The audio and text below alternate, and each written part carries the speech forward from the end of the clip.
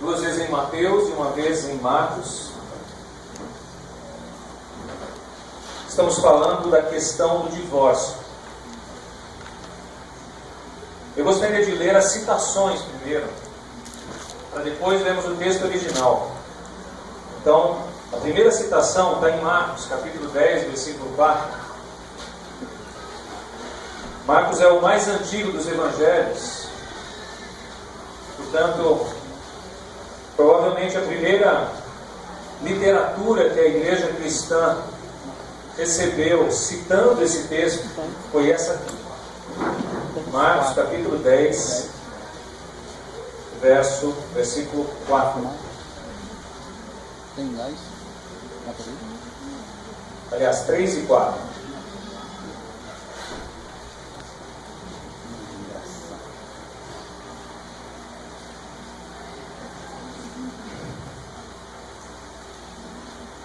Então Jesus, ao ser questionado sobre se era permitido separar-se ou divorciar-se, verso 3 diz: ele lhes respondeu: que vos ordenou Moisés? Tornaram eles: Moisés permitiu lavrar carta de divórcio e repudiar, ou isto é, separar. Vai para um outro texto agora, Mateus capítulo 5. Mateus 5.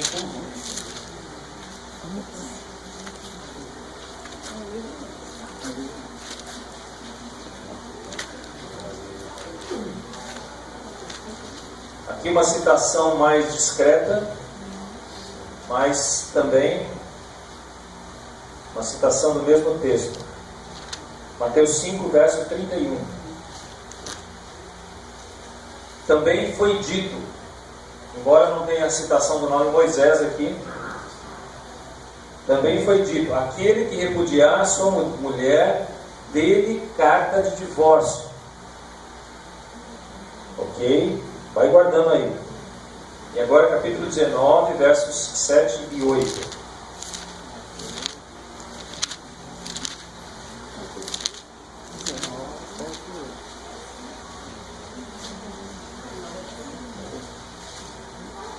Mateus 19, 7 e 8. Replicaram-lhe: por que mandou então Moisés dar carta de divórcio e repudiar? Respondeu-lhe Jesus: por causa da dureza do vosso coração é que Moisés vos permitiu repudiar a vossa mulher. Entretanto, não foi assim desde o princípio. Então a gente tem aqui 3 citações, 2 explícitas de Moisés e uma terceira dizendo que os antigos diziam também, mas também uma citação de Moisés. E todas essas citações são baseadas num texto. Em apenas um texto do Velho Testamento, Moisés fala sobre o divórcio. Ele não fala em divórcio em nenhum outro lugar, a não ser no capítulo 24 de Deuteronômio. Então essas citações referem-se àquele texto. Por isso é aquele texto que nós vamos usar como base hoje para falarmos sobre Moisés e o divórcio. Então abre lá em Deuteronômio capítulo 24.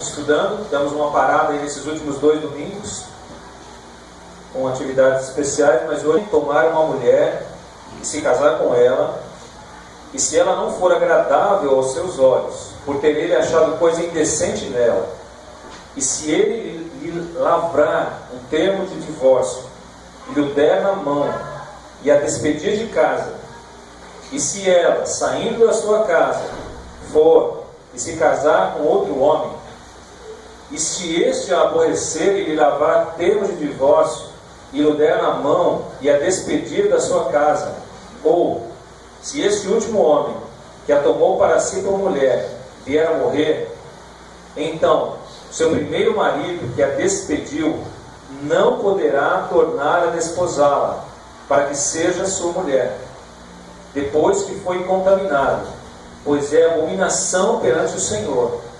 Assim não farás pecar a terra, que o Senhor, teu Deus, te dá de herança. Vamos orar? Sabedoria, precisamos do teu poder, da tua graça, do teu amor nessa hora, para falarmos sobre um assunto que certamente já feriu várias pessoas aqui,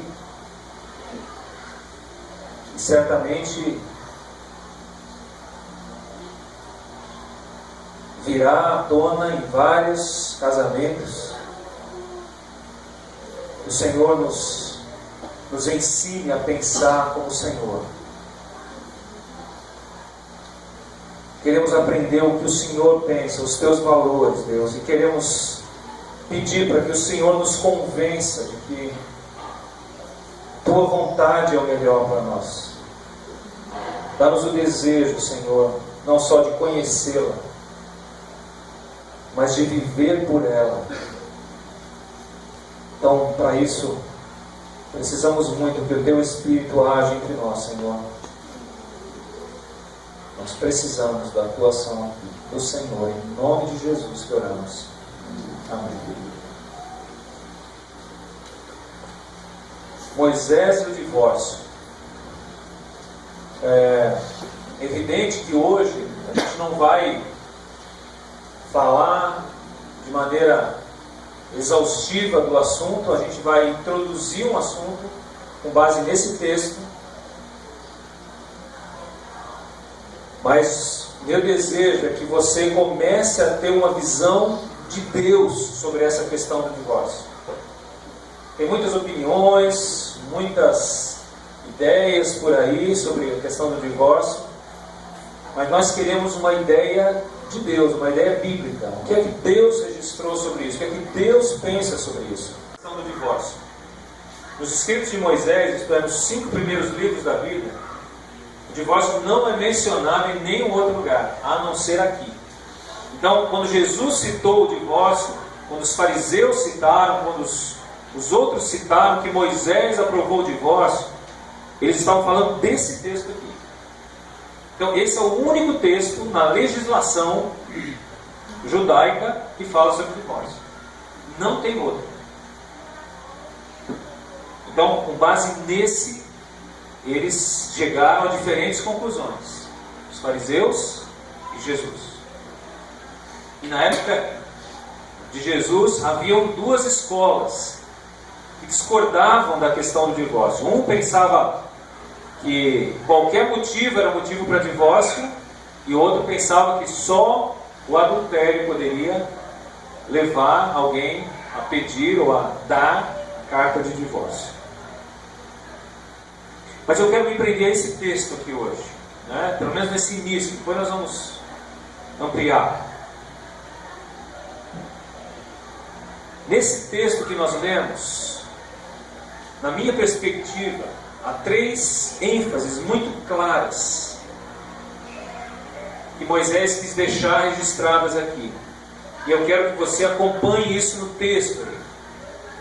Se você observou, esse texto é todo condicional, né?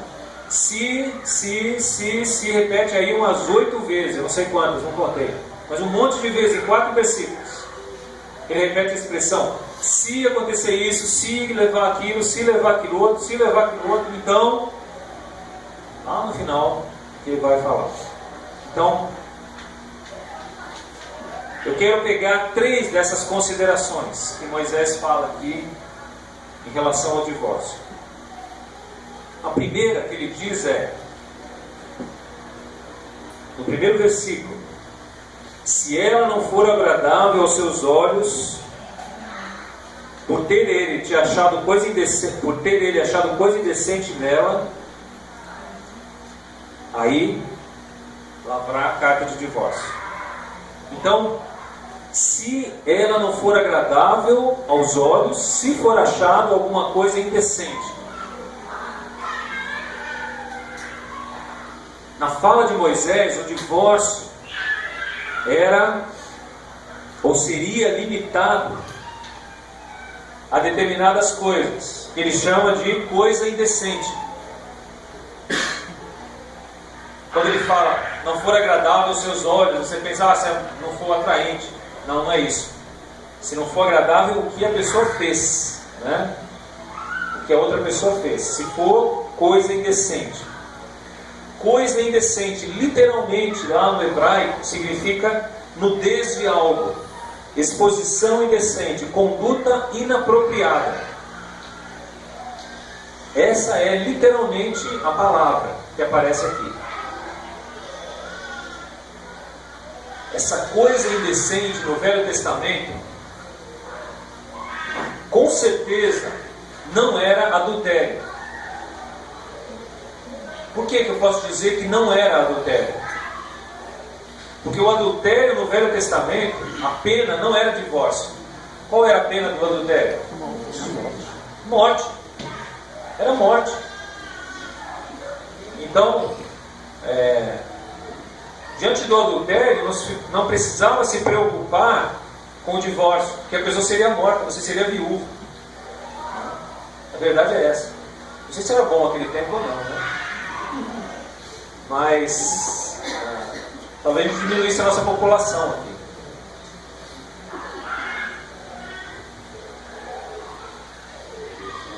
Então, não era adultério. Chegou-se ao ponto de dizer que qualquer motivo era motivo para uma coisa indecente. Então, se a mulher não cozinhasse bem, isso era uma coisa indecente. Aí podia se pedir o divórcio. Ou se separar, simplesmente.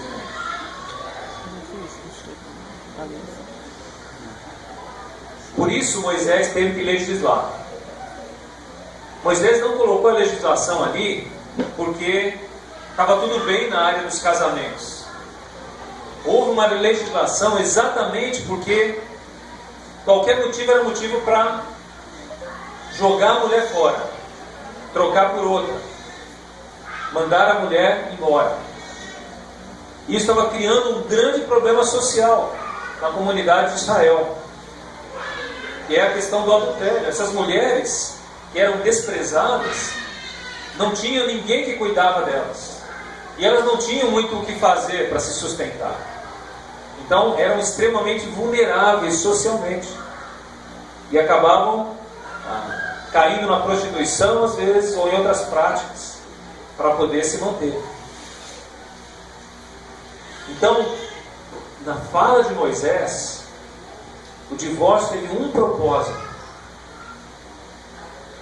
não banalizar o casamento ou o divórcio.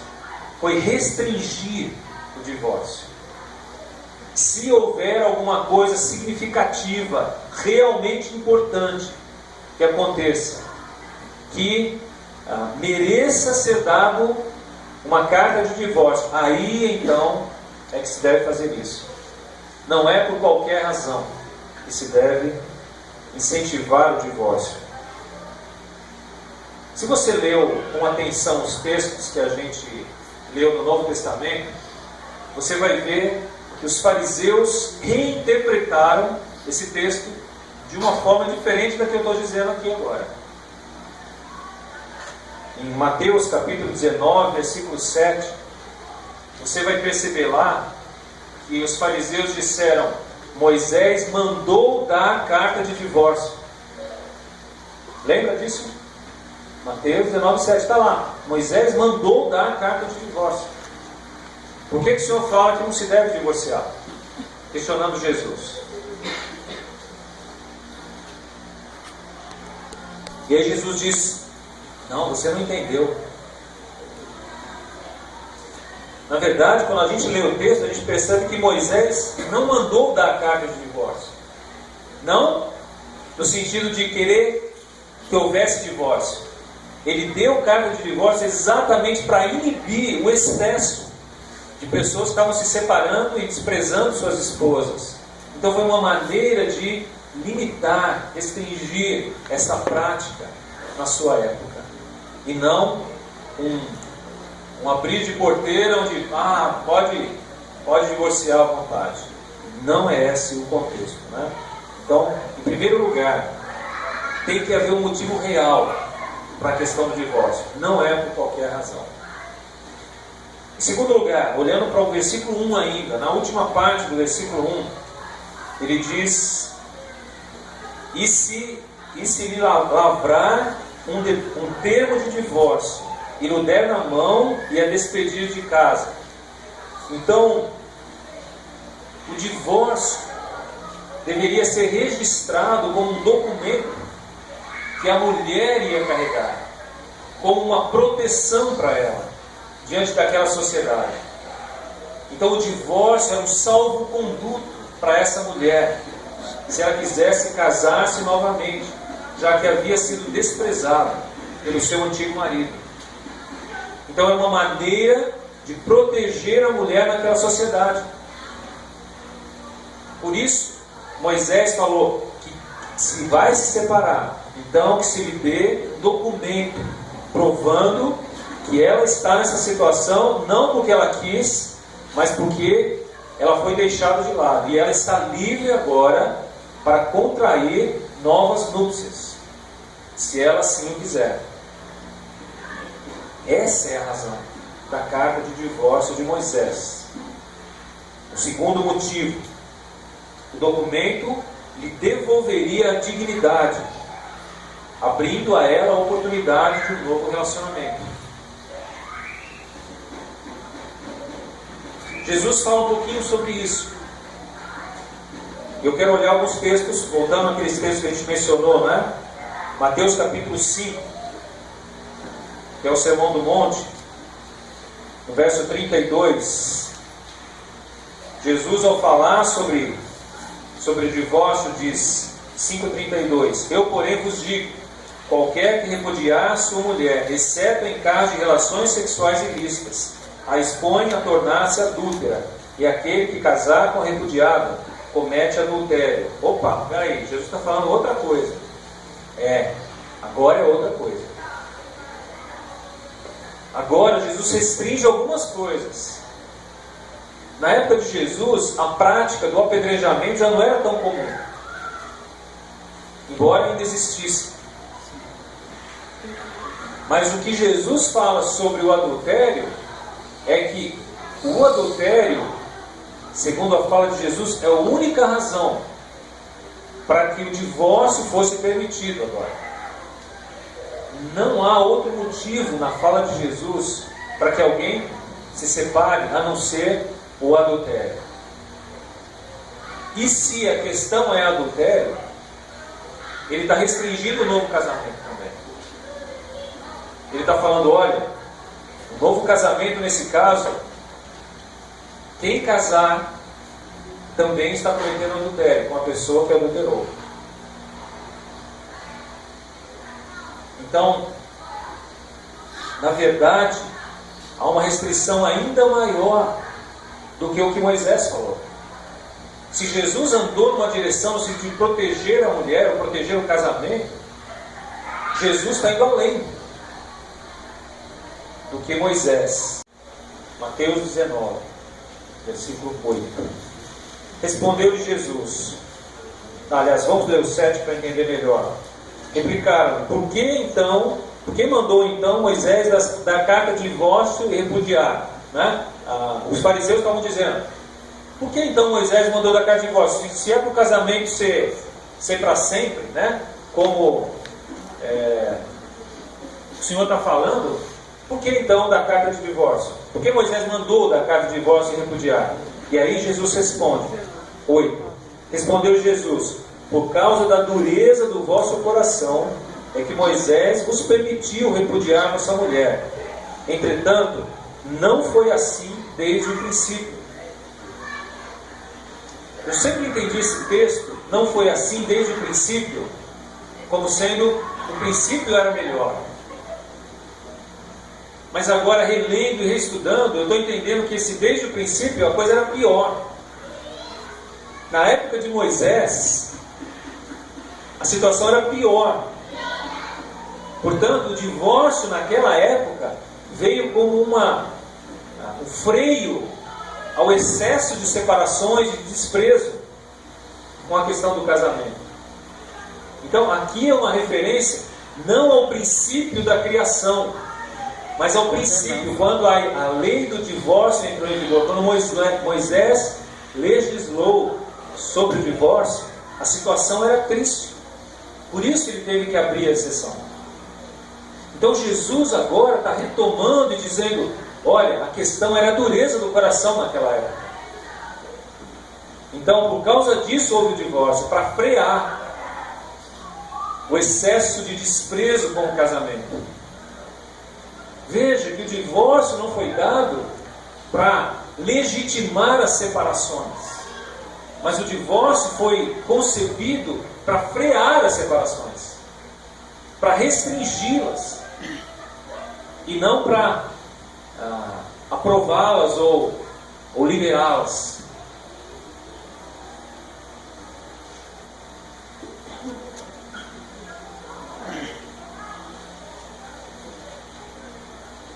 O divórcio, ou a carta, ou o documento, visava proteger a pessoa que o recebia e guardá-la de relacionamentos destrutivos na sua vida. Essa pessoa que sofrera com o divórcio não precisava mais andar à margem da sociedade. Ela poderia ser reintegrada à sociedade. Esse era o valor que estava em questão ali. O documento do divórcio não levava a pessoa a ser desprezada, levava a pessoa a ser aceita na sociedade. Esse era o propósito. E é isso que a gente precisa resgatar lá da legislação de Moisés, e não olhar com os olhos de fariseu, no sentido de Moisés mandou dar divórcio, então a gente pode divorciar. Não era esse o propósito. Mas tem um terceiro motivo aqui, uma terceira razão, uma terceira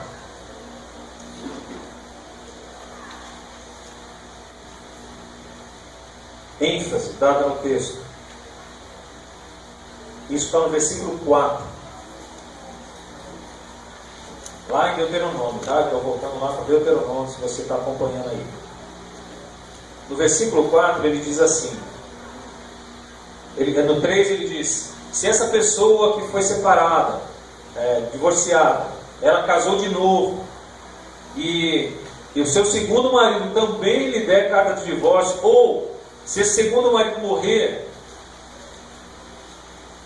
e aquele primeiro marido quiser casar de novo com ela, não pode. Não pode. Ele está dizendo claramente aí.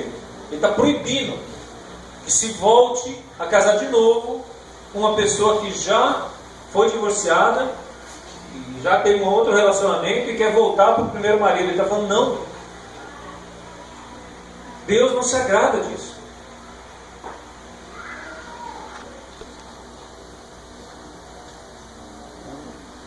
Sabe qual é a implicação disso?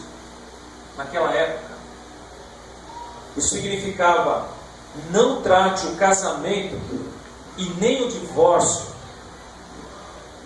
com leviandade, como sendo: não gostei, eu vou separar. Mudei de ideia, eu quero casar de novo. Não quero separar. Não, vou casar de novo. Ele falou: não. É sério o compromisso. Tanto o casamento quanto o divórcio são sérios. Portanto, cuidado para entrar nos dois. Muito cuidado. Se você quer entrar no casamento, pense bem antes. Avalie se é isso que Deus quer, não se você quer.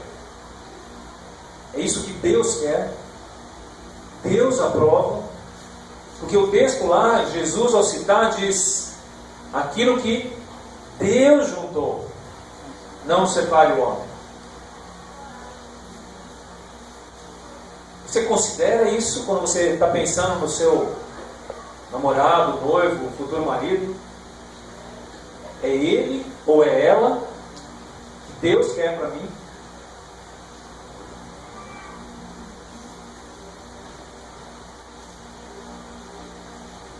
Naquela época, Moisés estava dizendo: se você quiser dar carta de divórcio para a mulher, pense bem. Se ela casar com outra pessoa, acabou para você. Você não pode mais ter essa esposa. Não pode. Então, a ideia é: valorize o seu casamento. E se vai divorciar, saiba que é divorciar e acabar com o relacionamento. Não tem volta.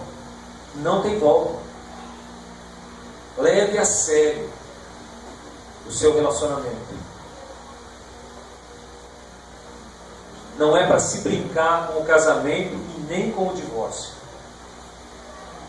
caso ele seja necessário. Em Mateus 19:10, que é o final daquele texto que a gente leu, os discípulos, diante do ensino de Jesus, diz assim: bom, se é assim, é melhor que ninguém se case. Naquela época, o ensino de Jesus era tão duro e tão confrontador que os discípulos falaram: Senhor, se é assim, é melhor não casar, para viver toda a vida com as pessoas. Credo.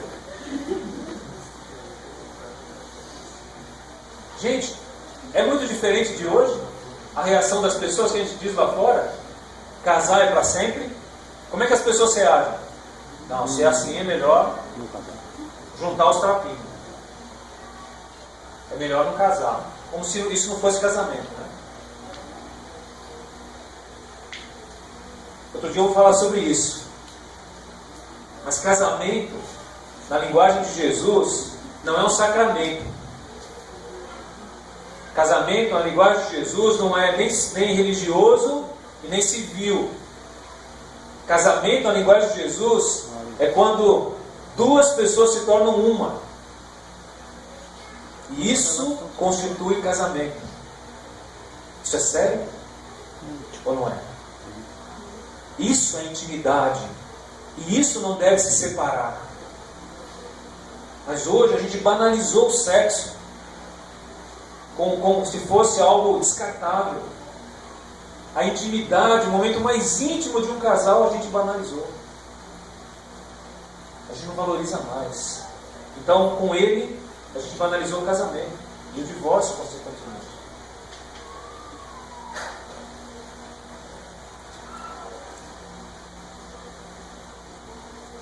Jovens, noivos, namorados, solteiros, só case, isto é, só se envolva com alguém se tiver a certeza de que Deus é quem os está unindo. Senão, para tudo e desce. Desce do trem, como diria Daura.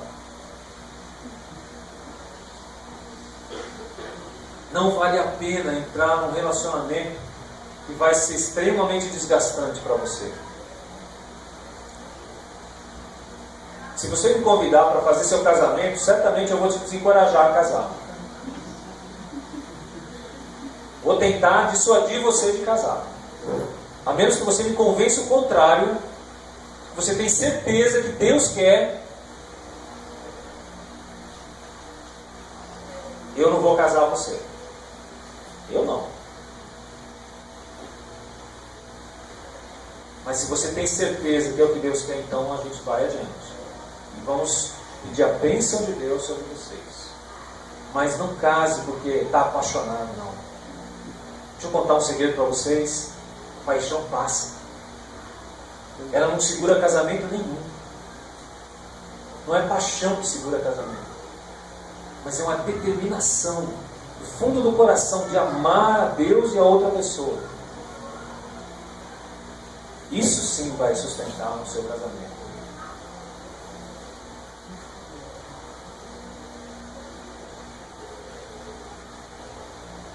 Não brinque com uma instituição Deus criou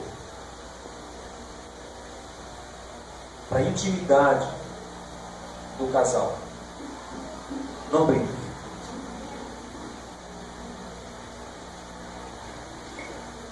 Deixa eu resumir o que eu falei hoje aqui, com algumas expressões, depois eu quero ler um texto e olhar uma outra perspectiva, abrir uma nova perspectiva sobre esse assunto com vocês. Divórcio. Divórcio não é uma opção. Divórcio é uma exceção. Biblicamente, divórcio é uma exceção. Em raros casos, ele vai ser considerado. Segundo, se você acha que divórcio vai acabar com o sofrimento, você está muito e completamente errado. O divórcio acelera o sofrimento.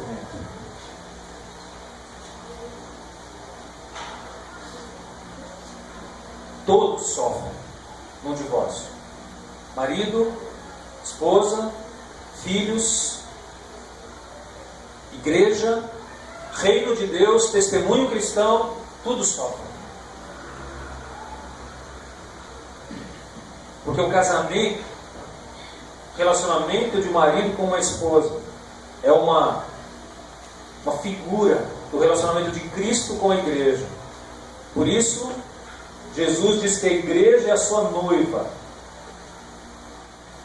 e ele é o marido. O relacionamento de um casal é um testemunho do relacionamento de Cristo com a igreja. Quando o relacionamento se desfacela, o testemunho se desfacela junto. Então, muita coisa está em jogo numa separação. Não é só eu quero ser feliz. Isso é muito egoísta. Muito. Então pense bem que tem muito mais coisa que está em jogo do que a sua felicidade pessoal.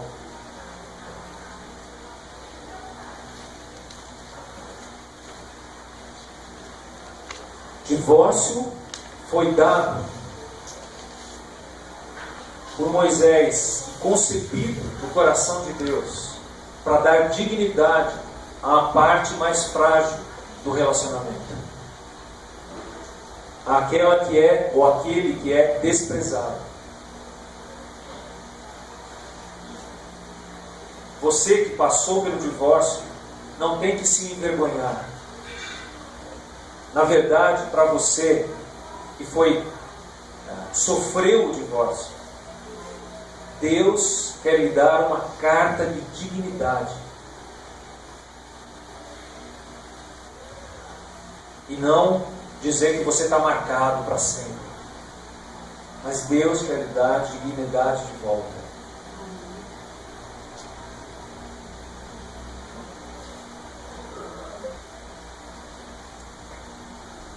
Em último lugar, eu quero emendar com isso um texto bíblico.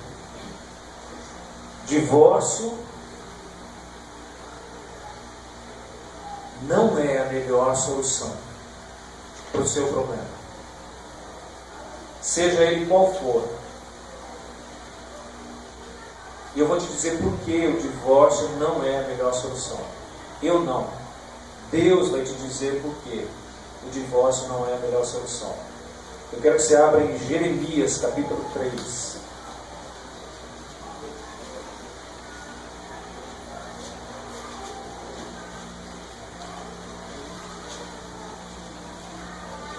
Jeremias capítulo 3.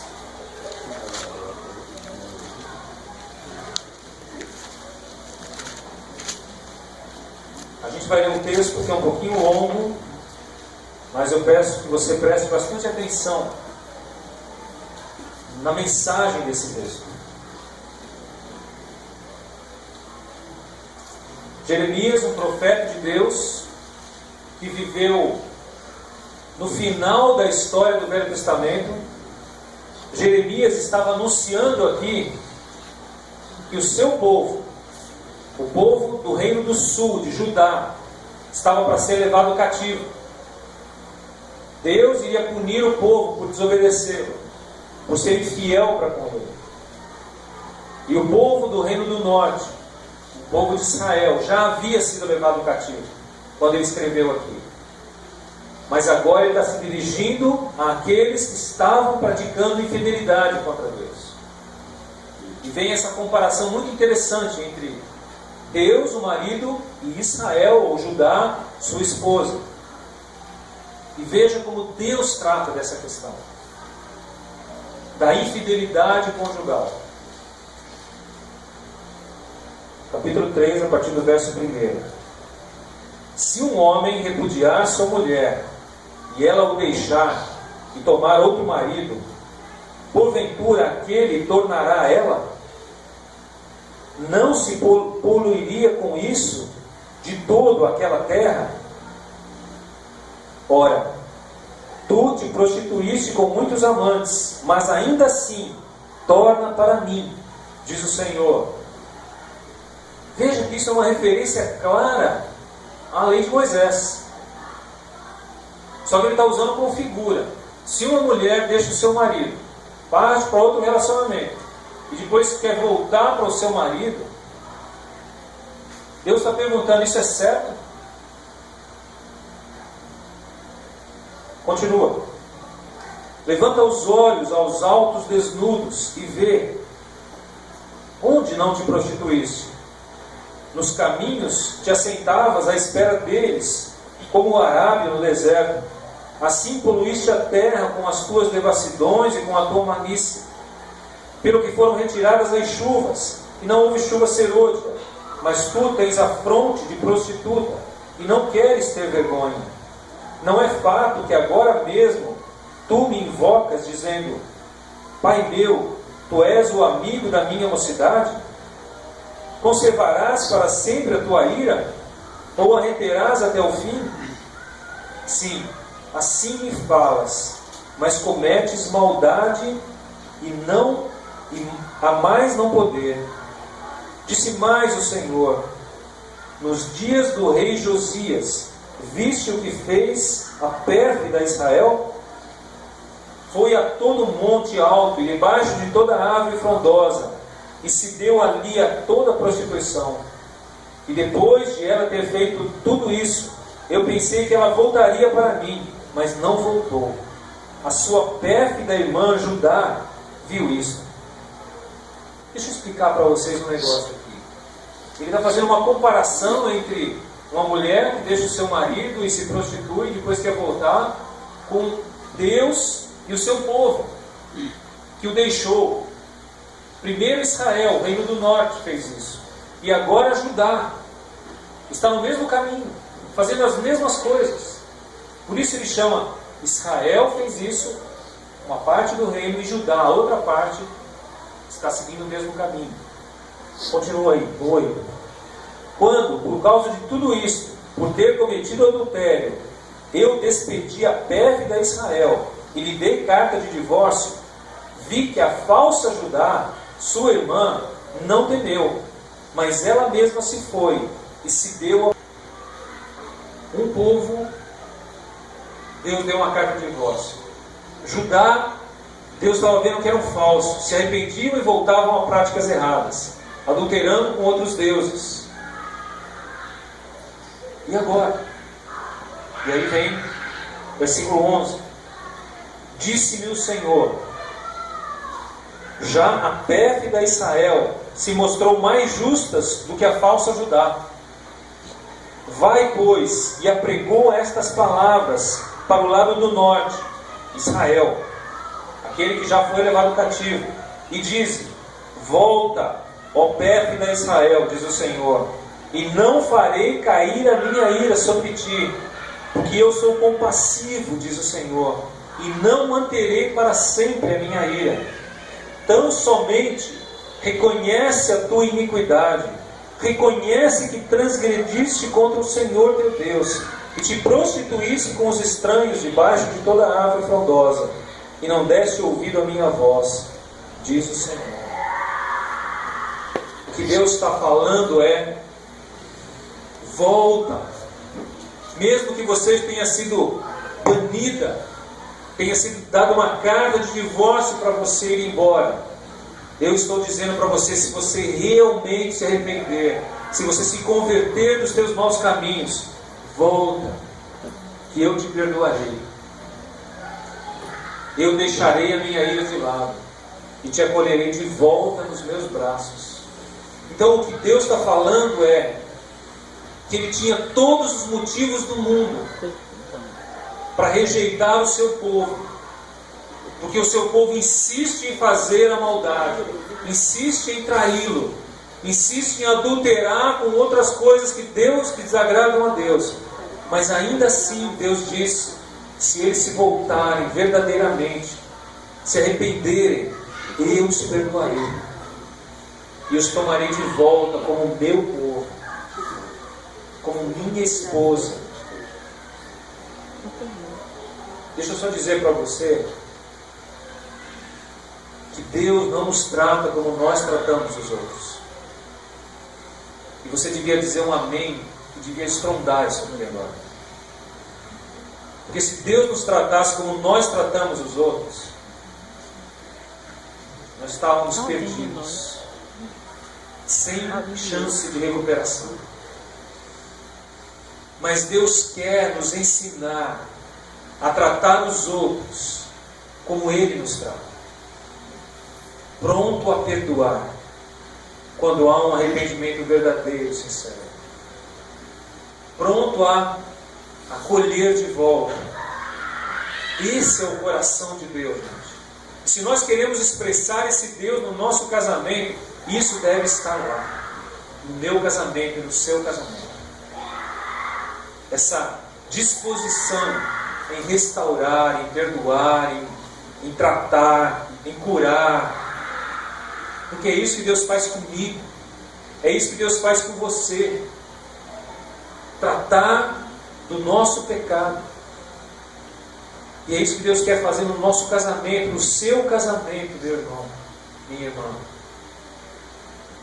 Eu sei que há muitas lutas aqui na nossa casa, mas a gente precisa deixar que o amor de Deus nos transforme primeiro, para que transforme a partir daí a maneira como eu trato a minha esposa ou o seu marido,